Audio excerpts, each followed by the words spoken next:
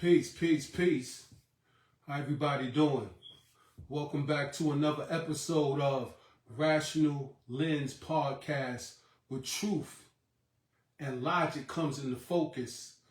I'm your host, Minkefra Ray, aka Rock Barzini, and today we back with another episode. So today I'm bringing y'all some cosmology. We're going to be breaking down cosmology. We're going to be breaking down dimensions, planes, the omniverse, the multiverse. We're going to explain all this stuff and what it's about. But before I start, everybody help the podcast. Press like, subscribe. Let's get this thing going. Let's get this thing popping. All it takes is a press of a button. You ain't got to pay nothing to press that button. To tune in. If y'all into information and y'all want to get enlightened and share information, this is the place to do it. This is what I'm here to do. So today, everybody, we're going to be talking about hypercosmology. We're going to be talking about the box. And I'm going to explain what the cosmic box is. And we're going to be talking about the omniverse. I know you'll hear everybody talking about the omniverse, multiverse, all these things, the scientific particles that make up our universe, atoms and protons and neutrons and things of that nature. We're going to get into all that. So the first thing I want to start off talking about is I want to talk about the box, the cosmic box. And we hear that a lot. We're in a box. To think outside the box, we hear these terminologies, right? And we have to understand what that really means. Some of us really knows what it means and understand what it means. Some of us don't. But when we talk about the box and them putting us inside of a box, this is the science that they use to put us in, to entrap us into the everyday norm, into the everyday rhythm and frequency and vibration and tone of energy that they got us trapped in. You understand? And using our energy for their own agenda, for their own purpose. You understand? So they can have control and power over us. You understand? Being in this box. And the box really has something to do with your mind and limiting the power of your mind. This is why, and the reason why they put it inside of a box. Or we hear the terminology, thinking outside of the box. Because when you're thinking inside the box, that means that you're dealing with the everyday norm of what's going on in the world, in reality, in society, in everyday life. So we have to learn how to think outside the box of what they told us. Because we have to understand this. When we're dealing with a box and you're putting things inside of a box, now we're dealing with the laws of physics, the natural laws of physics. Now we're dealing with science and the natural laws of physics. You understand? Because everything that's inside of a box must conform to the laws and dynamics, the physical dynamics of that box. Because that box is shaped a certain way. So everything that's in it have to conform to that shape. And it's that shape of the box that dictates the laws. You understand? That dictate the laws and the natural laws of how things should move in that box. And that rhythm is the everyday algorithm of everyday life. You understand? The everyday algorithm of how we think. Because even our thoughts conform to the box if we don't think outside of it. You understand? So when we're talking about being put inside of a box, I'm not just talking about psychologically, economically, spiritually, socially, politically, so forth. You understand? They put everything inside of a box. Matter of fact, the natural order of things as we know it is in a box. You understand? The whole universe, the whole cosmic universe is inside of a box. You understand? And I want to explain a little bit more what that box is. So let me explain a little bit more of what that box is. Right? Because we have to understand the laws of physics. And the only way we can learn the laws of physics, we have to understand those laws and what govern and dictate those laws inside of that box of why it does what it does, the constant rhythm of what it does. You understand? So when we're dealing on a cosmic level of the box, all things that's inside of a box, our universe, when we're dealing with our universe, the multiverse, the omniverse, is inside of a box. And why? And how I know it's inside of a box? Because putting things inside of a box create the natural rhythm of how they should move and how things should go. Putting things in a box bind things in a certain rhythm, or I should say algorithm, of how things should connect and combine. You understand? And how they should move, and the laws of how they should move according to the law of physics. So we wouldn't have a universe, we wouldn't have a multiverse, we wouldn't have a omniverse if things wasn't in a box, because those things that make up the omniverse, the multiverse, the universe, is constantly going through the same pattern, the same rhythm, the same movement, the same laws of physics. That's how I know it's inside of a box. So scientifically and mathematically, the universe and everything in it is inside of a box. That's how things become combined to one another and create some type of rhythm to each other of how they should move and how they should relate to one another. And because of that, that's how certain things come into existence. Things come into existence because of certain function and a certain rhythm of how things combine and interact with each other. And we see the constant same rhythm in life and in nature of how things come into existence. So things have to be inside of a box. So the whole cosmology is inside of a box. And I want to read something to y'all. Right? It says the boxes are infinite, self-contained structures. So things that's inside of a box has to bend to the laws, physical laws of how the box is structured. And so a box is infinitely self-contained structure, positioning at a finality on the finality index and have the unique property of containing all objects of existence 0 and 1. So the boxes are infinite, self-contained, a self-contained structure, right? Why is it self-contained? Everything is self-contained. Because we know the all in all, the absolute power, the absolute supreme power is self-contained. Why? Because it's self. It controls self. It interacts with self. You understand? And it's dictating the physics of itself. And it's interacting with itself from the highest level, what we call the macroscopic level, to the microscopic level. It's self-contained. You understand? And it has the intelligence to do that. And when we're talking about intelligence, we know intelligence is an extension of the mind. So the all absolute supreme power is mind, and everything come into existence from the mind. You understand? The universe itself is mental. The laws of what they call mentalism. First, let's read that. The law of mentalism.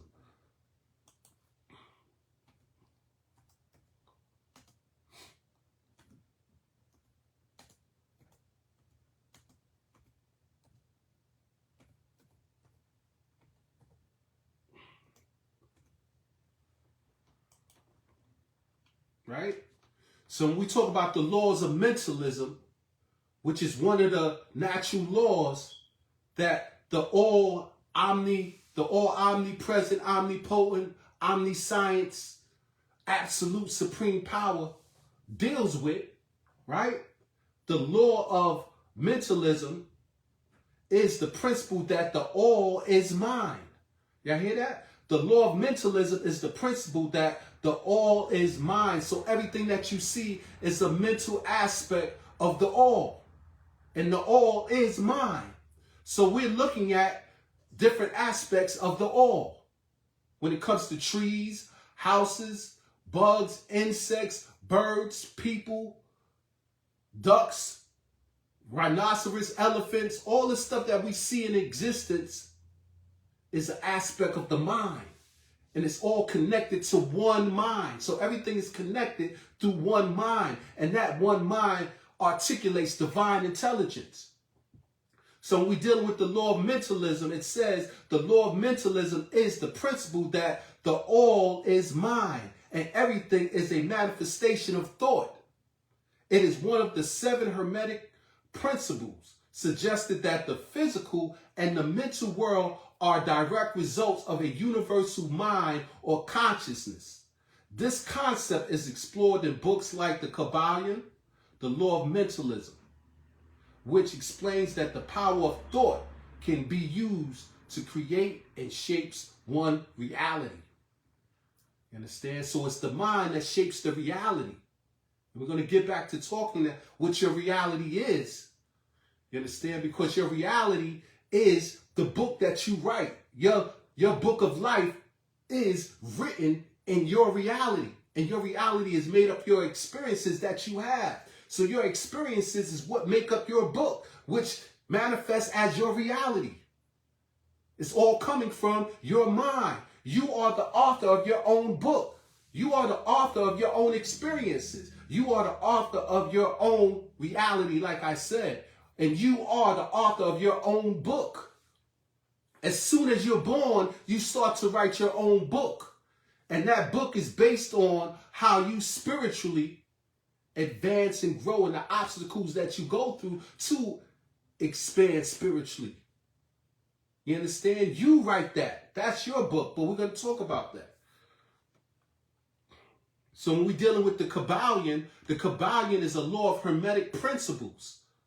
And one of the Hermetic principles is the law of mentalism. And the law of mentalism is the principle that the all is mind and that everything is a manifestation of thought. You got to get your mind right because that's what you are. You are the mind is you. And through your mind, that's how you create. This is where you get the word man or woman. The word man comes from a Sanskrit word that means manas, which means mind. So when we're talking about the mind, we're talking about everything that we see in existence is an aspect of the mind, including man and woman. You understand? It says everything is mental. The law posits that the universe itself is mental and that reality is a creation of thought. The universe is mental.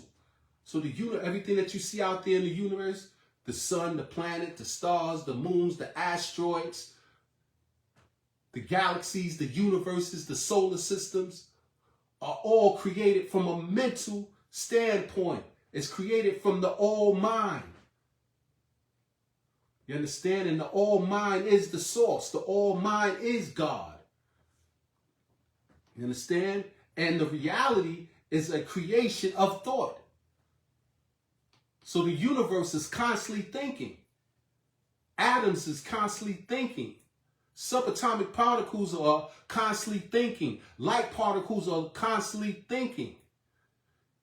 Animals, people, humans, insects, all are constantly thinking on some type of level. And they all bring their reality into existence through some type of form of mind. You understand that they have, or what level of mind that they're on, that they're thinking on. It's the level that they can create on, create their reality on. You understand that some have higher consciousness levels than others. Human beings supposed to be the highest level of consciousness on the planet. Because we're supposed to be able to use our mind a little bit more efficient than all the other things of nature. You understand?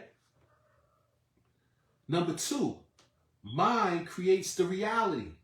Any physical creation, whether a tangible object or an idea, must first exist as a thought or concept in the mind.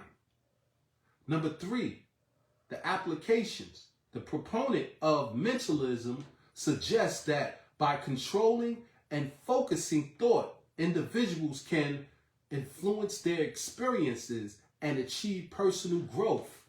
So that goes back when I talk about writing your own book. As soon as you're born and you're able to think and make your own decisions, that's when you start to create your own book. Even before that, because you came here through the power of mind, through the all in all, the source, and it thought you into existence. So it already had a plan for you to come into the existence. It already thought you out into existence of what's supposed to happen and what you're supposed to face in your challenges, and the model of structure which is supposed to be used to help you advance and grow spiritually. All that's already been thought out, because that's what the universe is based on. It's based on mind, mentalism, the law of mentalism.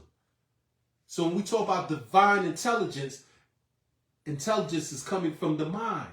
And we know that the universe is intelligence and deals with divine intelligence because everything is dealing on a mathematical equation.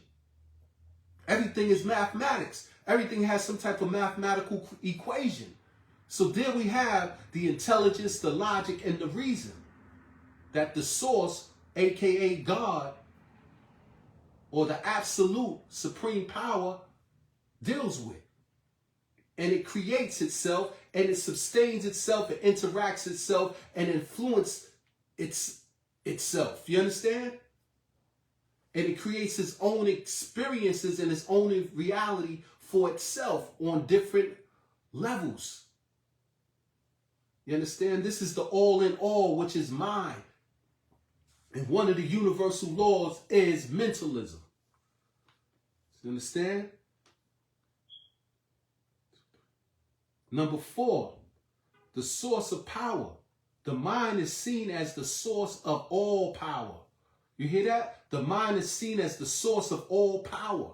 And by mastering the mental discipline and positive thinking, here goes another key thing, mastering mental discipline. A lot of us don't have control of our own mind. This is how come we get caught up in all different type of things on this planet, in this physical realm, or this objective realm.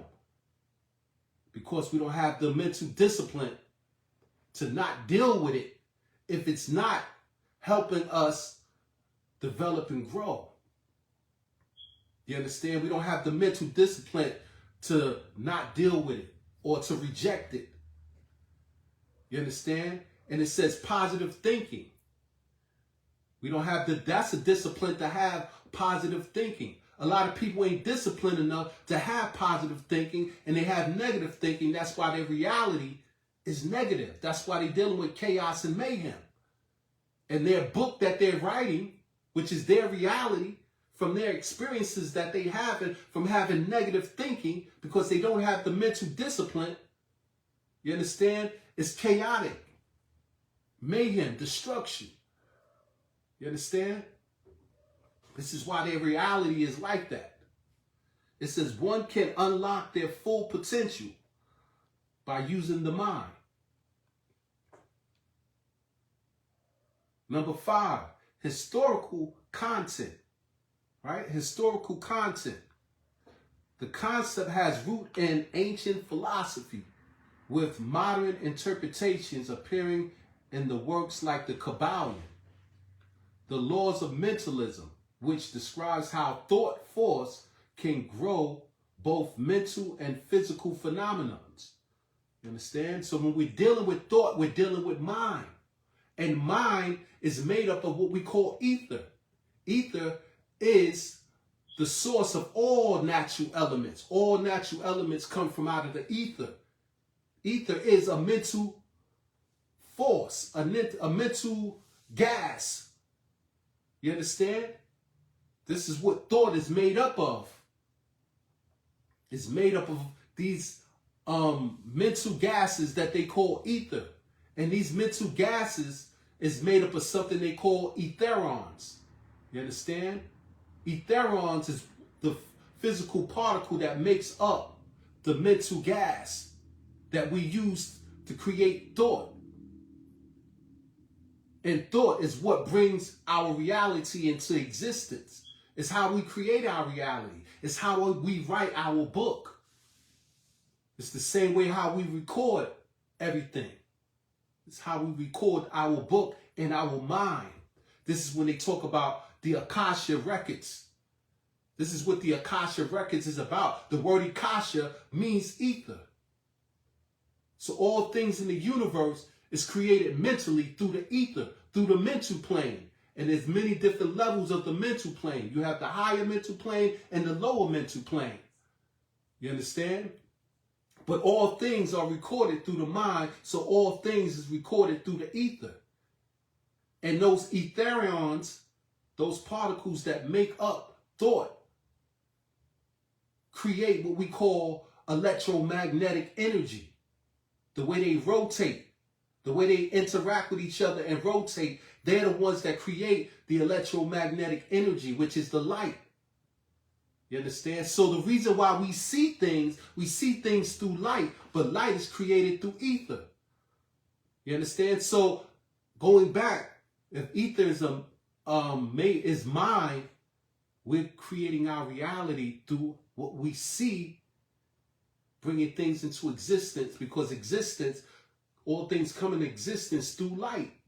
The way it reflects in our eyes and affects our brain, stimulates our brain, reflects of what we see. So how we bring things into existence is based on the mind. What we see is based on the mind. We create our own reality through the mind. You understand? So everything is mental. Everything is the mind. And your mind is made up of those little particles that we call etherians. Not etherians, but etherons. And you also have etheric beings that exist in the mental realm. You understand? So these particles that we call etherons, they're the ones that create wave particles and create light, electromagnetism. You understand? And through electromagnetism that deals with the light force is how we bring things into existence. So we are mind. You understand?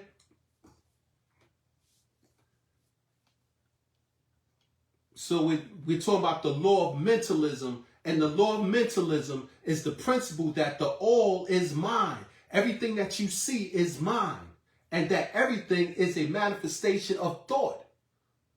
So your thought is created from the mind. The mind is made up of things which they call ether. Ether is made up of particles which they call etherons. And the way these etherons interact and move, they create some type of electromagnetism. They create light. Light particles are made up of what we call quantums or photons. And these photons can manifest as a wave or particle. You understand? So the objective world that we see are made up of what we call photons or quantums, which exist on a subquantum level.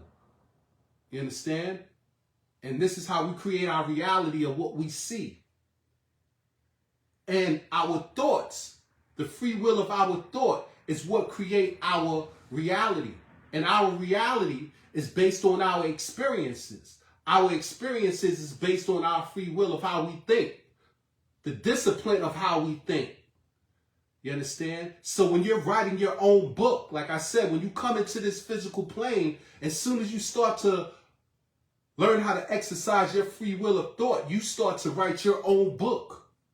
And your book is based on your experiences. And that's your reality. And it's being recorded in the mind, the Akasha.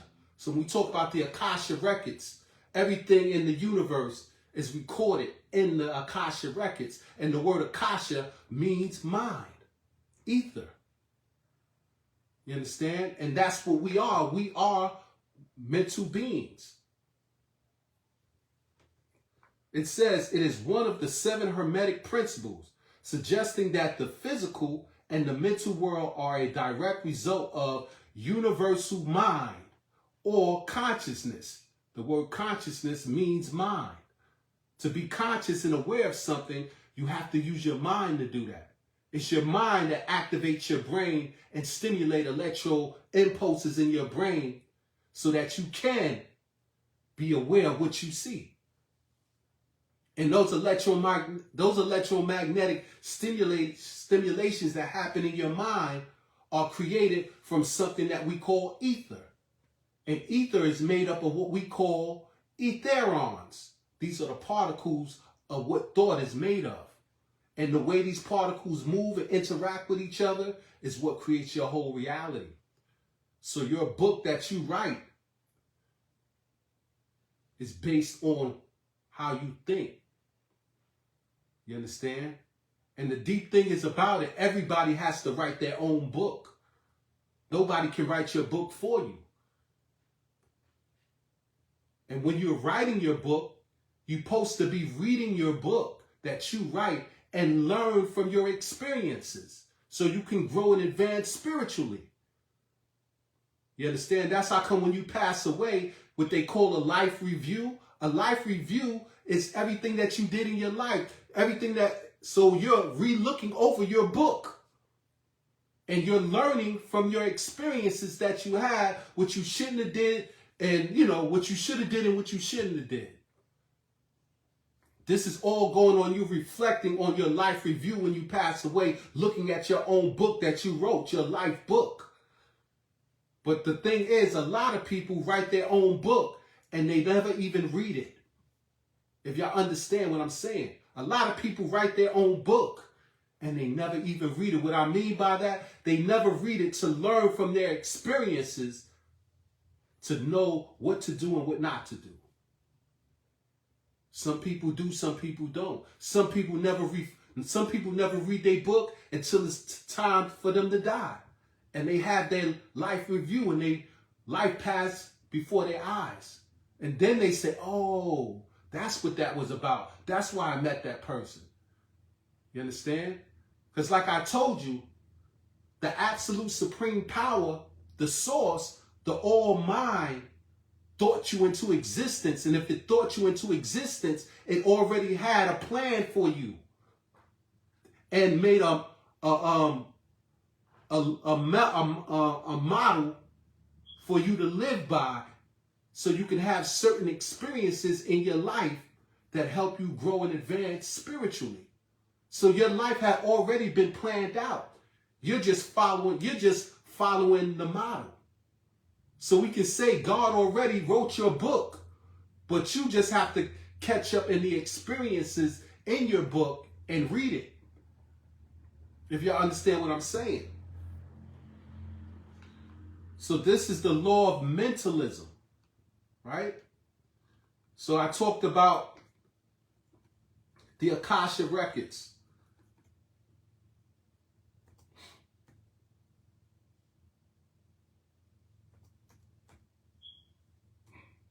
Give me 1 minute because I want to break that down for y'all so y'all can understand what the Akasha records are.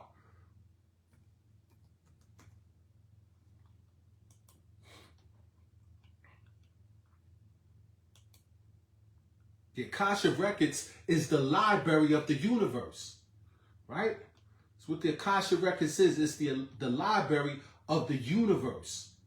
So when we talk about the omniverse, right? When we talk about the overvoid, the omniverse, the multiverse, the universe, right? These things are all recorded. What happened in these realms are all recorded in the Akasha. You understand? So the divine intelligence or the divine architect that built the universe and everything in it is an author, a writer. You understand? And it writes down verses. You know, when somebody write a verse dealing with music or when they're writing a book. That's why the divine intelligent architect is an author. And if you look in the universe, you see all the things that it wrote down and how they supposed to move and so forth. You understand? So God is an author and he's writing down verses. That's why they call it a universe. A verse is something that you write according to scripture, publications, or music.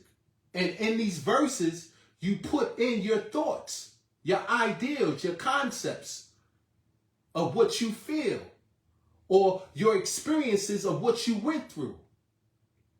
You understand? So when we talk about the grand architect, which is divine intelligence that created the universe, the multiverse, and the omniverse, he's writing a book of what he feel and his experiences based on some type of emotion. You understand? So when we're talking about vibrations, frequencies, tones, sounds, energies, schemes, and moods of vibrations, this is what the universe is all based on. The best concept is this. When we're talking about the omniverse, we talk about the multiverse, and we talk about the universe. The concept is, the best concept I can give y'all is this. It's like a book. A book is made up of what? Pages, right? Those pages are the universe. The stuff that's written on the pages, right, are the words, right? The words is what would give definition to the page. Those words are made up of letters, consonants, vowels, sounds, right? So when we're dealing with words and letters, we're dealing with vibration, frequency, and sounds of energy, and schemes and moods of sound of energy, right? So that's how we know that the omniverse is made up of energy. And energy manifests itself in different frequencies, sounds, vibrations, schemes, and moods of vibration of energy.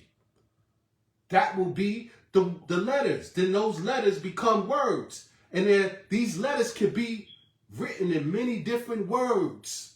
This is the multiverse. You understand? In the universe, the different way that the universe can be interpreted. Right? When you start writing down these words on pages, those pages are the universe. And in a book, you got multiple pages. Sometimes you got 20 pages. Sometimes you got 30 pages, 100 pages. But on these pages are different words, different letters expressed in many different schemes and moods and vibrations and tones of energy. And somebody's expressing their emotions, their thoughts, their experiences. You understand? That's what the page is. So the words are the particles. You understand? And those particles can be interpreted in many different ways. And it's put on the paper, which is the universe. And in a book, you have many different pages. So you have many different universes, which make up a book. And that book is a multiverse. Because a multiverse consists of multiple universes, multiple pages, multiple words, multiple letters, which can be interpreted in many different infinite ways. You understand? So the multiverse consists of those pages, which are a universe. And then you have a bookcase or a bookshelf with many different compartments that you can fit many different books in. That bookcase is the omniverse. It's the framework. And you can fit many different books into many different categories. So this is the best way of my analogy to explain the omniverse, the multiverse, and the universe, and those particles that make up the universe. You understand? Which we'll call atoms and subatomic particles. Quantum particles like photons. You understand? And etherons. So that's my part. This is part 1. If y'all following me, come back. I'm going to finish explaining. And when I come back, we're going to get into explaining what the Akasha records is, which are the mental records of the universe. And then we're going to start getting into the deep stuff of hypercosmology, the omniverse, the multiverse, and things of that nature. So I hope y'all come back. this is what I call, and everybody check in with me, Rational Lens Podcast, or Rational Lens Perspective, where truth and logic comes together. So I'll be back on the next installment.